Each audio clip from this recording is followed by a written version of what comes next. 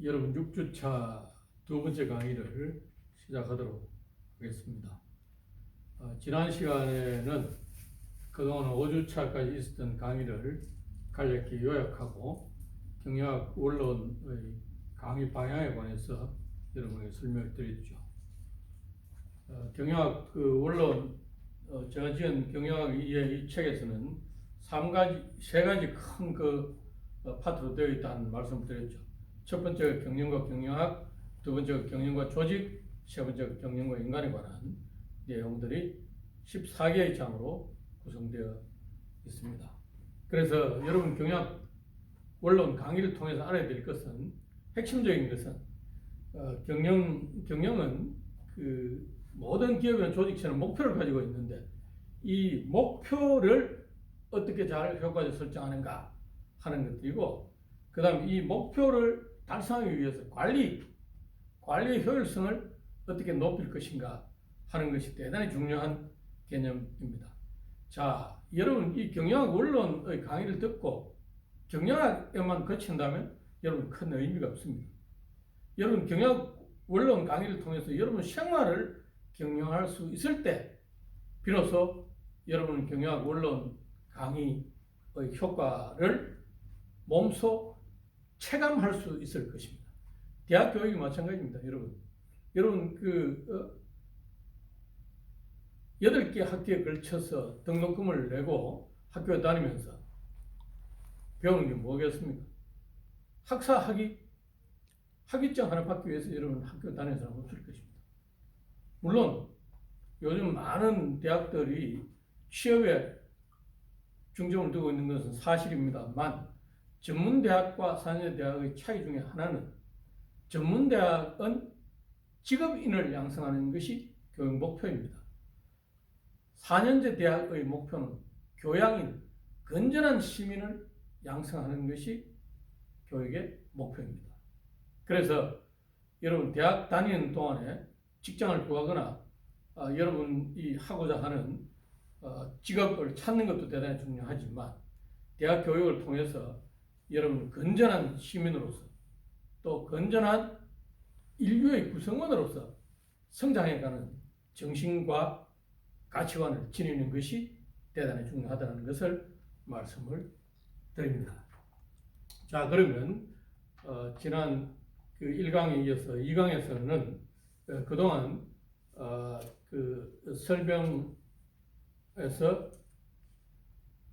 다소 이렇게 누락되었던 부분들, 경영과 경영 이론의 발전 중에서 이 미국 경영학과 독일 경영학, 이 어떤 차이점이 있는가 하는 것들을 설명해 드리도록 하겠습니다. 경영학이 발전된 역사를 보면, 이 두 가지 큰 흐름이 있습니다. 하나는 독일을 중심으로 해서 발전한 이 독일 경영학이 있고요. 또 다른 하나는 미국을 중심으로 해서 발전한 미국 경영관리론이 있습니다. 독일 경영학, 우리 쉽게 독일 경영학이라고 표현하죠. 그 다음 미국 경영학.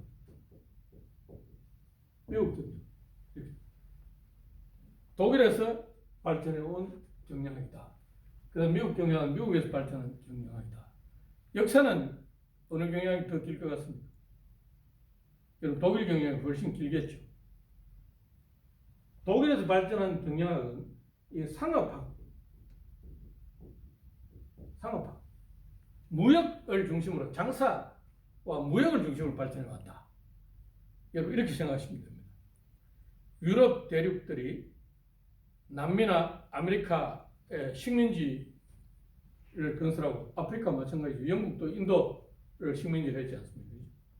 그런 것처럼 이런 식민지를 통해서 식민지에서 많은 부와 자원들을 본국으로 가져가서 산업이 발전하게 되었는데, 이런 것들이 무역, 장사, 15세기부터 18세기 중반에는 세계적인 무역들이 많이 일어났죠. 이런 과정에서 발전한 것이 바로 독일 경영학입니다. 독일 경영학은 프랑스 사람 사바리가 지은 1675년에 지은 완전한 상인이라는 책에서 1675년에 독일 경영학 출발점으로 잡고 있습니다. 미국 경영학은 여러분 경영관리의 아버지 테일러 보셨습니다만 과학적 관리의 원리가 몇 년도 출간됐다 했습니까? 여러분 기억나세요? 1911년입니다. 그죠? 1911년에 프레드릭 윈슬로 테일러가 과학적 관리의 원리라는 책을 출간했죠. 그러니까 미국 경영학이 독일 경영학보다 훨씬 늦게 출발했다는 거죠. 그래서 독일 경영학은 상업학에서 경영경제학,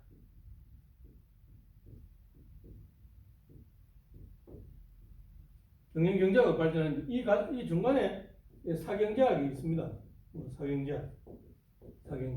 사경제학, 국민경제학. 이렇게 사경제학은 기업을 얘기하는 것이고 국민경제학은 국가의 재정이나 국가의 그 경영에 관한 이런 내용들이겠죠. 자, 이렇게 발전해 왔고 미국 경영학은 경영 관리학이다. 이 관리에 초점이 두어져 있다. 관리에 초점이 두어져 있다. 그 차이가 이 독일 경영학과 미국 경영학의 차이입니다. 여러분 지금 여러분이 배우는 우리가 배우는 많은 학문들이 주로 미국에서 발전한 내용들을 여러분 배우고 있습니다. 우리 경영학도 마찬가지죠. 경영학 원론이 있고 생산관리, 인사관리, 재무관리, 마케팅 같은 이런 각 분과 학문들이 있습니다만 이런 것은 미국 중심의 경영학의 체계이죠. 독일이나 유럽 중심의 경영학의 체계는 이 미국 중심의 체계가 다릅니다. 은행 경영, 이 상업학 이런 것처럼 미국 경영학과는 약간의 다른 역사를 가지고 있고요. 자, 그러면 우리나라는 한국은 어떻게 했습니까? 우리는 일본을 통해서 일제 식민지를 경험한 한일합방 1910년부터 1945년까지 이 기간 동안에는 일본이 유럽에서 수입한 독일식 경영학을 우리가 공부했던 거고, 해방이 되고 나서 1945년 해방되고 나서 한국 전쟁 이후는 미국식의 경영학을 공부하는 그런 시기였습니다. 여러분은 지금 아주 젊어서 요즘 책들이나 교재도 많고 이렇게 책이 없어서 공부 못한다 하는 것은 없습니다만 저희 그 은사 교수님들 생각해 보면 그분들 다 지금 살아계시면 80, 90대 된 분들인데 대부분 돌아가셨습니다만 그분들은 해방되기 전에 중고등학교를 다니고 해방되고 나서 이제 대학을 졸업하거나 아니면 해방 전에 이 전문학교를 다니는 분들 이런 분들이셨죠. 그래서 그분들은 일본어로 된 책들을 가지고 경영학을 공부하시고 또 경영학이라는 과목들이 없고 상학이라고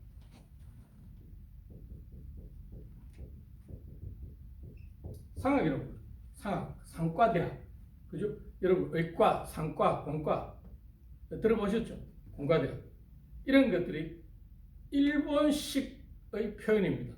일본에서 서양의 유럽의 이 학문들을 수입해 오면서 자기들 식대로 번역한 이런 용어들이 그 상과, 의과, 공과 이런 것들이. 우리나라는 이 경영학과가 대학이 생긴 것이 1955년에 고려대학교가 가장 먼저 경영학과를 만들었다 하는 기록이 있습니다. 요즘 여러분 그 4년제 대학 중에서는 경영학과 없는 학교가 없을 정도로 대단히 이 많은 대학에서 경영학 가르치고 있습니다만 그래서 우리나라의 경영학의 역사는 물론 우리나라도 그 전에 이 조선시대나 고려시대도 상업이나 장사하는 사람이 있었기 때문에 이런 그 상업에 대한 역사들이 있습니다만 본격적으로 오늘날과 같은 경영학을 공부하게 된 것은 일제시대 이후라고 여러분 생각하시면 되겠습니다. 자, 그런 내용들이 이제 그 우리나라 경영학의 발전 역사 중에 하나이고요. 그런데 이제 우리나라 경영학의 역사를 좀 더 보면 그 1945년에 해방이 되고 나서 많은 그 대학들에서 교수님들이 경영학과 관련되는 과목을 가르쳤는데, 그때는 경영학이라기보다는 경제학에 있는 기업 부분을 주로 가르치는 그런 시대였습니다. 제가 70년 중반에 대학을 들어갔는데요. 제가 대학을 들어가니까 그 교수님들 중에 이 경영학으로 박사학위를 받은 분은 거의 없는 거예요.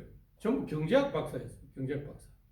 그러니까 경영학과 관련된 아주 밀집한 학문이 여러분 경제학이다 하는 것을 아실 수 있겠죠. 알 수 있단 말이죠. 그래서 이제 80년, 90년 지나면서 국내에도 경영학 박사학위를 수여하는 대학들이 나타나고, 또 젊은 연구자들이 미국이나 유럽에 가서 박사학위를 받아온 다음에 국내에서 이 경영학을 가르친 그런 시절이 1980년, 1990년입니다. 지금 2000년, 2020년이 되었습니다만, 우리 대학에서도 경영학 석사, 박사 과정을 지금 개설해서 제가 박사 학위를 지도한 학생들만 해도 30명이 넘을 정도로 대단히 활성화되어 있습니다. 그러니까 한국의 경영학이 대단히 많이 발전하고 있다 하는 것을 알 수 있겠죠. 이 한국 경영학이 발전하는 이유 중에 또 하나는 우리 기업의 발전과 관련되어 있습니다. 여러분 그 첫 주 강의에서도 말씀드렸다시피 경영학의 중요한 연구 대상이 기업과 경영이라고 그랬죠. 그리고 기업이 발달하면 어떻습니까? 자연 경영학을 연구한 사람들이 필요하겠죠. 필요해지게 된다. 그래서 경영대학원도 생기고 기업에서 직장인들에게 야간에 경영학을 또 교육시키는 이런 활동들도 많이 하게 되는 그런 것들이 우리나라의 경제가 성장하고 기업이 발전하면서 경영학의 수요가 더 많아지게 되었다 하는 것을 여러분 알 수 있습니다. 자, 기업이 존재하는 한 이 경영학은 없을 수 없겠죠. 자, 국가가 존재하는 한 법학이나 정치학, 행정학은 계속 존재하고 발전하듯이 그와 마찬가지다. 기업과 관련해서 이 경영학은 대단히 앞으로 발전할 것이다 하는 것을 여러분 알아두시면 되겠습니다. 자, 미국 경영학에서는 프레드릭 윈슬로 테일러, 미국 경영관리의 아버지 테일러에 대해서 설명을 드렸고, 또 미국 경영학은 이 테일러 이후에 그 인간관계론이 등장하게 됩니다. 인간관계론.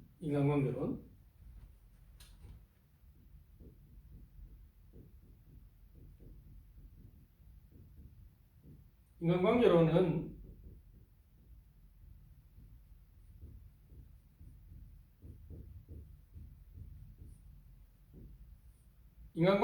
여러분 아마 지금 1학년 때 경영학이나 그 행정학 기초에서 조직론 배운 분들은 이 인간관계론 들어보셨을 겁니다.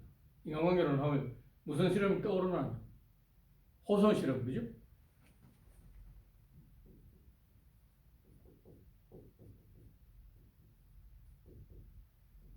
호소 실험. 웨스턴 일렉트릭 그 호선 공장에서 과학적 관리의 노동 조건의 그 과학적 조건들을 검증하기 위해서 실험했던 것이 바로 호손 실험이죠. 호손 실험.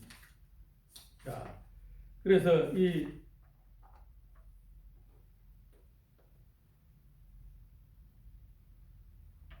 호손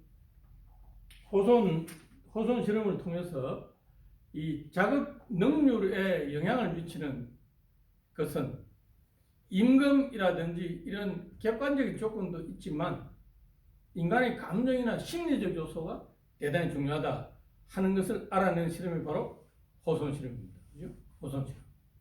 그래서 호손 실험을 통해서 인간관계론들이 발전하게 되고, 이것이 경영학의 또 사회과학의 중요한 그 한 분과인 행동과학으로 발전하게 되는 과정을 우리가 알게 됩니다.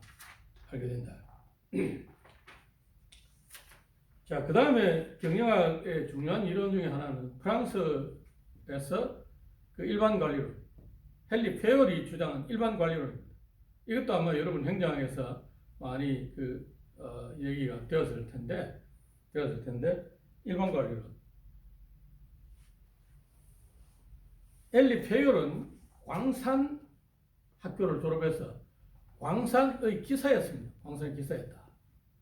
광산의 기사였는데 자기가 주장하는 경영 관리의 원칙들을 다 망해가는 광산 회사에 적용함으로써 그 광산 회사를 대단히 발전시키고 성공하게 만든 그런 관리자였습니다. 그래서 헨리 페어는 이 관리에 관한 일반 여러 가지 원칙들을 책으로 또 저술해 내고 오늘날까지도 경영학의 발전에 대단히 중요한 한 사람으로서 이렇게 자리매김하고 있습니다. 그래서 일반 관리론은 페어는 기업은 6가지 주요한 활동들이 있다. 기업에는 기술적 활동, 상업적 활동, 재무적 활동, 보존적 활동, 회계적 활동, 관리적 활동 같은 6가지의 중요한 활동이 있는데 그 활동 중에서 가장 핵심적인 것이 바로 관리적 활동이다. 이렇게 주장했습니다. 여러분 아마 교재를 가지고 계시는 분들은 교재 22페이지 정도를 보시면 그 내용이 나와 있습니다만 관리적 활동은 아까 경영 관리 과정에서 여러분 3가지 제가 말씀드렸죠. 계획화, 조직화, 그 다음 통제, 그죠? 통제. 이 3가지가 있는데 이것을 우리 좀 더 세분화하면 페어리 주장하는 관리적 활동은 5가지로 구성되어 있다. 계획화, 조직, 오거나이징, 그 다음 디렉팅, 지휘. 4번째는 조정, 코디네이팅, 5번째 통제 같은 이런 활동들로 구성되어 있다. 이렇게 주장합니다. 그리고 페어는 또 관리에 관한 그 14가지 원칙을 주장을 했습니다. 이 원칙을 적용함으로 해서 관리 효율성을 높일 수 있다. 이렇게 주장한 것이죠. 그래서 경영학이 발전하는 과정 중에 과학적 관리론, 일반 관리론, 인간관계론 이런 것들이 또 있습니다. 그 다음에 이제 그 미국에서 경영학의 이론을 발전한 것 중에 중요한 것 중에 하나가 시스템 이론입니다. 시스템 이론.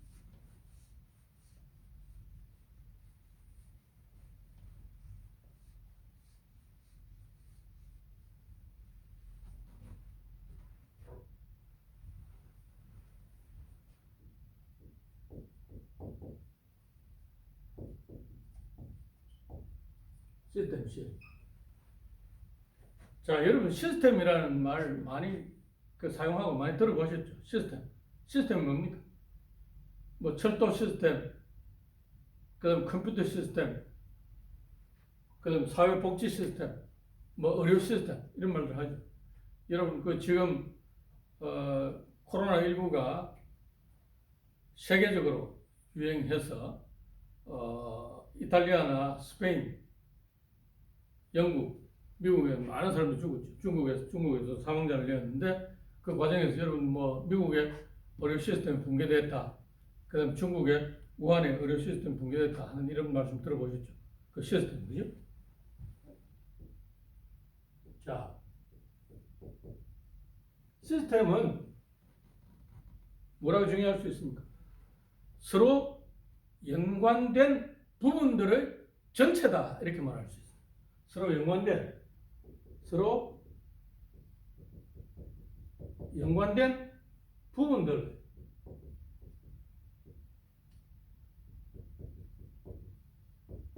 전체다. 여러분 태양계 생각해 보시죠. 태양계 생각해 보시면 시스템 쉽게 알 수 있습니다. 우리가 지구하고 달 사이의 그 지구의 자전과 그 공전으로 인해서 낮과 밤이 생기고, 그 다음에 달과 지구 사이의 인력 때문에 뭐가 생깁니까? 조수간만의 차가 생기죠. 생긴단 말이에요. 그죠? 자, 사람도 뭡니까? 여러분, 사람도 시스템입니다. 시스템. 그죠? 시스템 이론에서는, 자, 여러분, 인풋. 그죠? 인풋. 이게 사각형, 블랙박스, 이게 시스템입니다. 시스템이죠. 아웃풋, 그죠?